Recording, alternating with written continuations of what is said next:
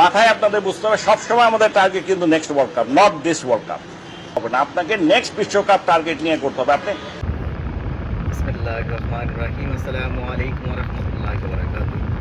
কেমন আছেন সবাই? আশা করি সবাই ভালো আছেন। আমিও আপনাদের দোয়া আল্লাহর রহমতে ভালো আছি। আর অনেক কষ্ট নিয়ে আসলে এই ভিডিওটা তৈরি করলাম। আপনাদের সামনে কিছু কথা বলার জন্য আসছি। অনেক কষ্ট নিয়ে কালকে আমরা দাঁড়িয়ে সবাই, গতকাল বাংলাদেশের খেলা গেছে, লাস্ট খেলা ছিল, যেটা সুপার 8-এর লাস্ট খেলা ছিল আফগানিস্তানের সাথে। সবাই আসলে মনে করছিল যে আসলে আফগানিস্তানের সাথে হয়তো বা বাংলাদেশ জয় দিয়ে দেশে ফিরবে, বাট জিতা ম্যাচটা বাংলাদেশ হেরে গেছে। আফগানিস্তান